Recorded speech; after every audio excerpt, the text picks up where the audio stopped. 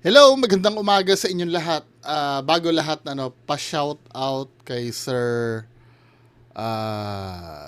John Mark Hernandez. Pabati na rin daw sa wife niya na si Ma'am Ria at yung tropa daw nila na si Dicky Udtuhan. Maraming salamat po sa subaybay. Then pa-shout out din sa asawa daw ni Sir Chris Badajos. Si Ma'am Cecil Rodriguez, Happy Mother's Day kahapon. Wala pa daw silang anak pero may 4 silang pusa. Uy, considered as mga parents na rin kayo, di ba? Ma'am Cecil Rodriguez, Happy Mother's Day, belated po.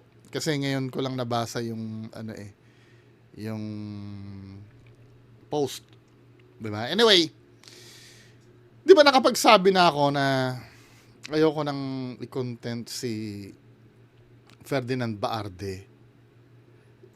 Ito naman kasi si Earvlog, forward pa sa akin ng forward. Nakukumpel tuloy ako mag-explain. Sinabi ko na nga sa inyo, huwag na kayo magpo-forward ng video nito. Diba? Forward ng video. Hindi ko na, kahit nga may isang video si Don Sebastian. Si Don Sebastian, hindi ko na rin tinitingnan dahil may mga video ni Baarde doon. Iniiwasan ko na nga. Anyway, dahil napanood ko, nakumpel na naman ako mag-explain. Para kasi siyang, kate na, na hindi mo matiis na kamutin. Maganda ba t-shirt ko? BTV. Wala lang.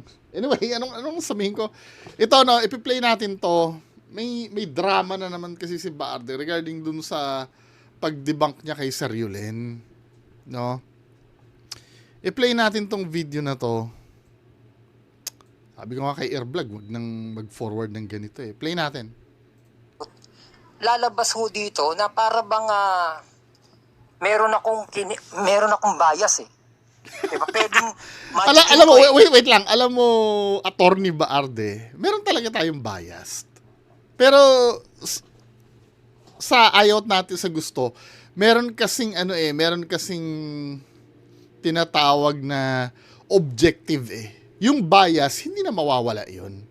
Naiintindihan ko na bias ka towards kay Tito Norms kasi alagad ka ni Tito Norms. 'Di ba? Kami din bias din kami against sa kanya kasi nga anti Tito Norms kami. Yan ang dapat mong naiintindihan. Normal yon, abnormal ka kung wala kang nararamdaman na bias sa kahit anong bagay. Pero meron kasing mga objective na bagay na hindi mo kayang tutulan. 'Di ba? Yun kasi ang pinag-uusapan dito. Ano ba yung objective na hindi mo kayang tutulan? Yung pinagkalat mo na ang reversal ay August 4, 2022. Na malinaw na hindi mo iniintindi yung sinasabi mo. Yun kasi yung kinikriticize sa'yo. Dumadaldal ka kasi nang hindi mo alam. At may mga nagtatanggol sa'yo na bobo din na wala rin sa hulog magtanggol sa'yo. Lalo na si Wild. Wild ba name nung Ganito kasi yan. Pagpatuloy mo na, punuin nga muna natin or patapusin muna natin si Attorney Baarde. lalabas ho dito na para bang meron akong bias eh. 'Di ba? Pwedeng magicin ko eh. Tama, mali? Tama. Pwede niyong palabasin na minamagic ko lang.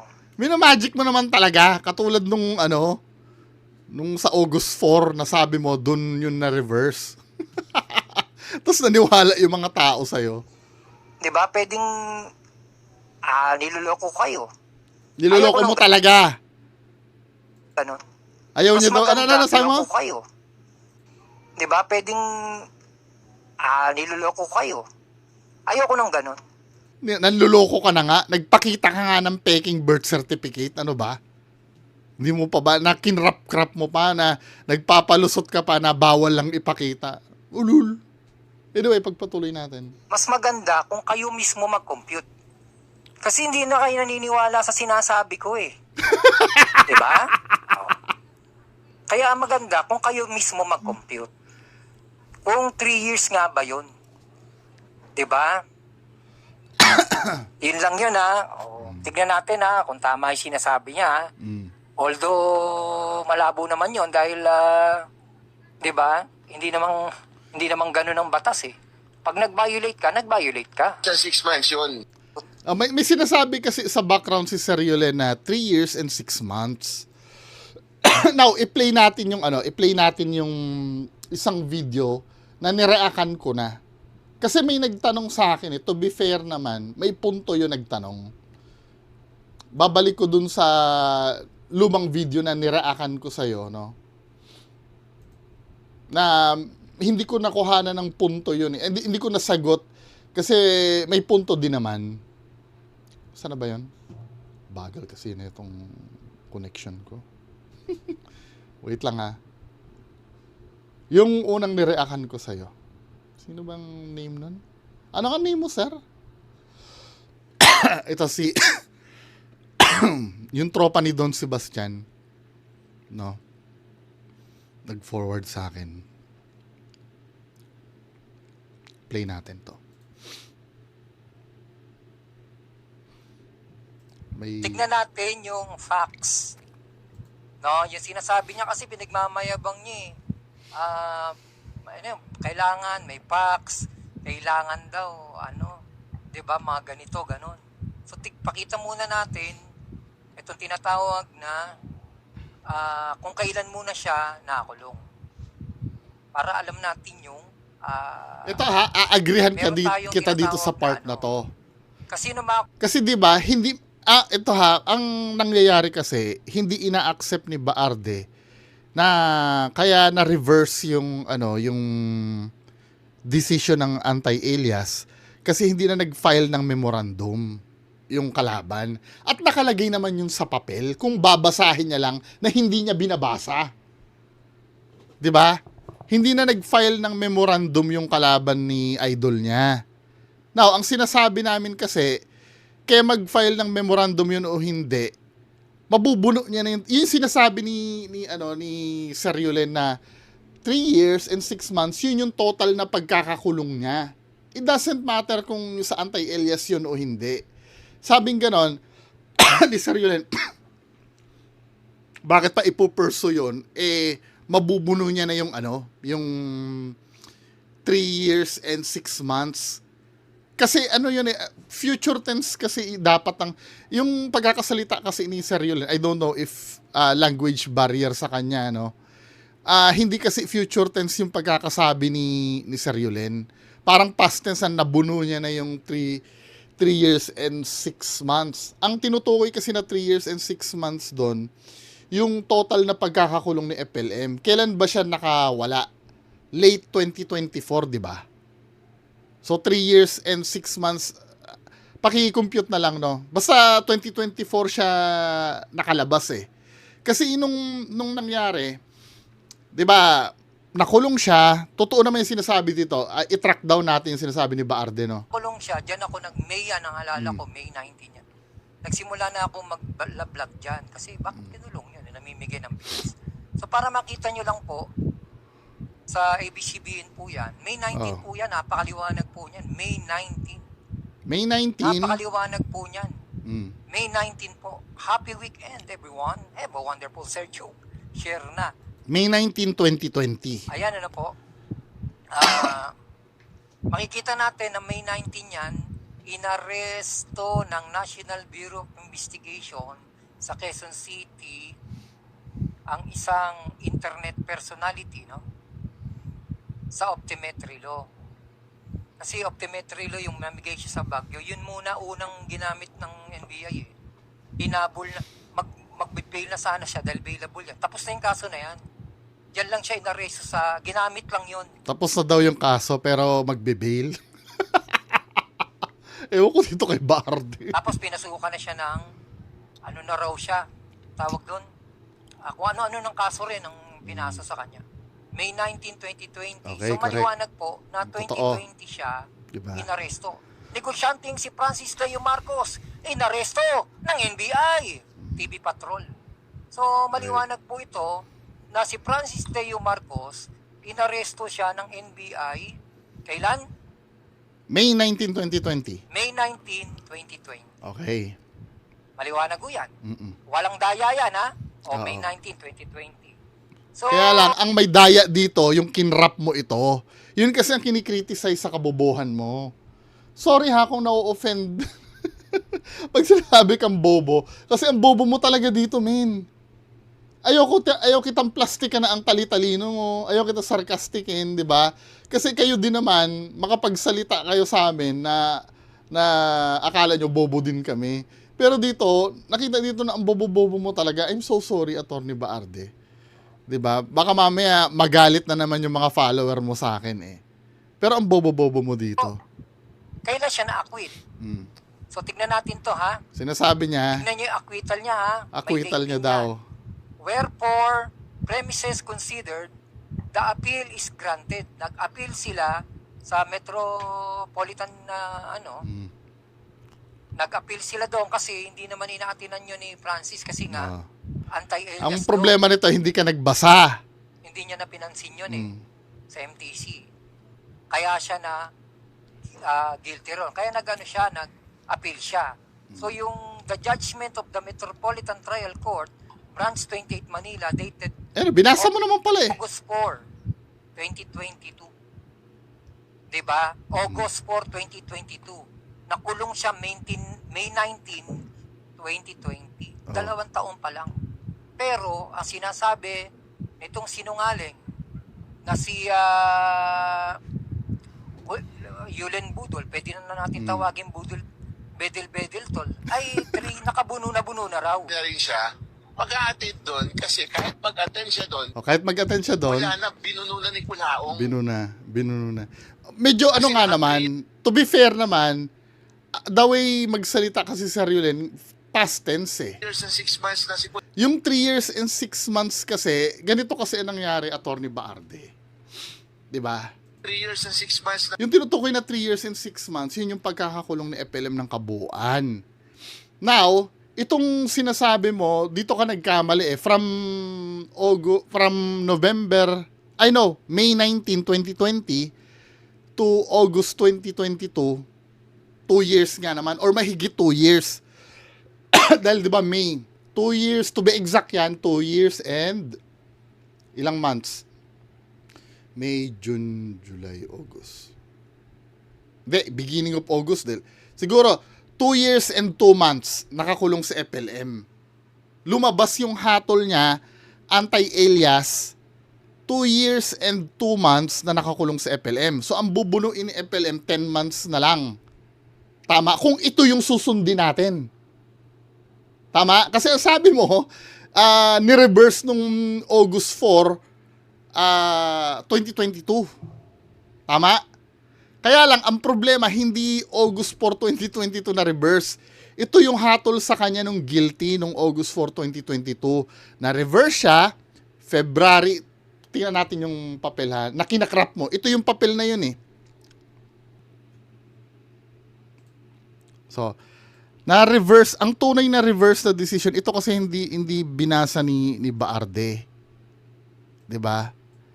Wherefore, dito tayo mag-start sa taas. Wherefore, premises considered, the appeal is granted.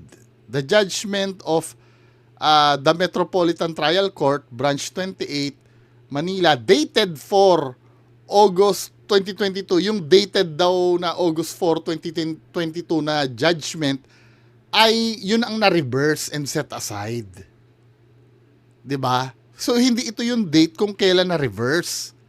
Na-reverse siya February 22, 2023. Now, di ba nakulong siya ng ng 2020. May 2020, May 19, 2020. 2021, 2022, 2023. So, pangatlong taon na dapat itong 2023 na to. Kaya lang, hindi siya totally 3 years. Short siya ng February, March, April, May. Short siya ng ng 3 months. So, nakulong si FLM ng 2 years and 9 months. Tama ba ako? 3 buwan na lang. Sa tingin mo ba, aanuhin mo pa yon? Hahabulin mo pa ba yon? Kahit na i-ano mo yon, kahit na i-apela mo yon, ito, kahit napalagan mo yan, nakakulong pa rin siya sa human trafficking that time eh. Kasi nga, nakulong siya ng total ng 3 years and 6 months. Mabubuno niya pa rin yung hatol niya kahit na hindi na ilaban ito. Yun ang hindi nyo nakukuha na sinasabi ni Sir Yulen. Medyo lang yung siguro sa language barrier ni ba si Sir Yulen? Bisaya ba si Sir Yulen or Kasi past tense ang pagkakasabi ni Sir Yulen na sinabi na buno na daw yung 3 years and 6 months. Pero yung tinutukoy kasi na 3 years and 6 months noon, yung nakulong siya ng kabuuan. Sana nakukuha nyo na nakulong si FLM, lumabas yung reversal, 2 years and 9 months, 3 buwan na lang. Bago niya makumpleto yung sentensya niya. Ganito kasi nangyari, no? Yung hatol ni FLM na guilty lumabas noong August 4, 2022. After nun, hindi na binigyan ng interest yan dahil nakakulong na siya sa human trafficking. Kaya pag nag-apila sila dyan, hindi na nag-file ng memorandum yung kalaban dahil siguro ine-expect din nila bago lumabas yung desisyon aabutan din ng 3 years na na pagkakakulong. Pero napaaga ng 3 months. Kasi hindi mo naman mapipredict kung kailan lalabas talaga yung yung decision ng apela 'Di ba? Yun ang dapat yung maintindihan. Intentional kasi yan kasi nga nakakulong siya sa human trafficking. May binubuno na niya siya doon sa loob kaya kahit na sabihin mo kahit pabayaan nila ito, yung 3 years na yon, magpapatuloy yun sa loob. Kasi nga, naka-hold siya sa human trafficking. Yun ang hindi naiintindihan ni Baarde. Diba? Tapos, sasabihin niya, hindi pwede yun. Nagawa nga nakasulat nga dun na hindi na nag-file ng memorandum Hindi, kailangan, kasi bibigyan ng yan.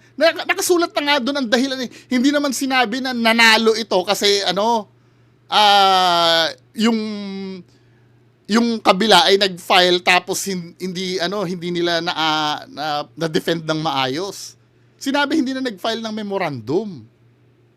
Siyempre ang pakikinggan na ng korte yung na nila, yung inapela nila na sa totoo lang useless din kahit magkaroon nga ng release order ito Ferdinand Baarde, granting sige, for the sake of argument na nanalo talaga kayo alisin na natin na hindi nag-file ng memorandum yung kalaban. Sabihin na natin na nag-file ng memorandum yung kalaban. Di ba? For the sake, mag-magic tayo. Katulad ng sinasabi ni Baarde, mag-magic tayo. Granting, kahit hindi totoo nag-file ng memorandum yung kalaban, nanalo kayo. Doon sa apela nyo. So may release, nanalo kayo noong February 22, 2023, di ba? Magkakaroon ngayon ng release order yan. Noong February 22, 2023, sa tingin mo ba, kahit may release order na yan ng February 22, 2023, dyan sa kaso na anti-alias na yan, makakalabas pa rin siya? Hindi pa rin. Kasi nga, may human trafficking pa rin siya. Yun ang iniisip ng kalaban niya, kaya hindi na nag-file ng memorandum. Nagigets mo na? O hindi pa? I'm so sure, yung mga nanonood sa akin, nakukuha nyo na kahit kayo mga basher, kahit ikaw wild, nagigets mo na. Yun ang pilit na pinapaliwanag sa inyo na kaya nanalo, hindi na nag-file ng memorandum. Kasi nakakulong nga nakakulong na. Yun ang dapat na naiintindihan nyo. Klaro na tayo dun sa Klaro na tayo dun sa dahilan? O hindi pa? Ipipilit nyo pa rin. O yung passport law, paki-discuss alin dun yung na-violate para masabi mo na napatunayan totoo yung passport. Hanggang ngayon, wala ka pang sinasabi dun, tungkol dun. Di ba? Hindi mo pinapansin pag mga bagay na alam mong hindi mo dumaldal ka na at alam mo makukuryente ka, hindi mo pinapansin Anyway, ito next video. Ito last na talaga to. Sa video ni Baarde, ha. Last na talaga to. Ito, natawa kasi ako dito, doon sa finorward sa akin yung video ni Don Sebastian. Itong si MG daw, mukha daw pulubin. Ito si Makagago ay mukhang pulubi na po. Kawawa naman, ano? Siguro sa dami ng kaso niya, pulubi na po. Ay ginamit niya pa si Francis. Ang payat na eh. Oh, siya na yan. Ikaw ba naman kasuhan ng mga mabibigat na kaso eh? Ano mabibigat na kasong kinaso dyan, men? Discuss mo nga yung mga kinaso dyan na, na mabibigat. 'Di ba? Stress talaga. Sobrang stress na yun, no? Pulubing-pulubi na dating niya. Kawawa rin eh. So, hindi, yan, tingnan nyo itsura niya, oh. Parang bumalik ang dati niyang itsura na nagdaan. Oh, hindi, yung kay Tulpo, medyo maisa-is pa mukha niya eh. Dito parang nasira na ulo eh. Parang taong grasa na, oh. Gusto niya kumita ng pera, ginamit niya si Francis, siya sign in yung mga packet. Kung ano-ano, ginamit niya mga financial advisor, kung ano-ano nang inaano nito eh. O ngayon, David. Ano yung, endorsement yun eh. Kasi kung ano-ano, yung idol mo nga eh, nagpakakingkoy sa takoyaki eh. 'Di ba? Ewan ko dito. Wala na akong masasabi dito. Kayo, ano masasabi nyo dito sa dito sa mukhang pulubi na daw si Sir MG. Masalo na yung idol mo. Hindi mo ba na-realize nung pumunta dun sa probinsya yung idol mo? Ang upuan ay basag-basag na monoblock. Ayan, baarde. Parang taong grasa daw. Mukhang pulubi. Parang taong grasa. Paano ba yung idol mo? Ikaw naman.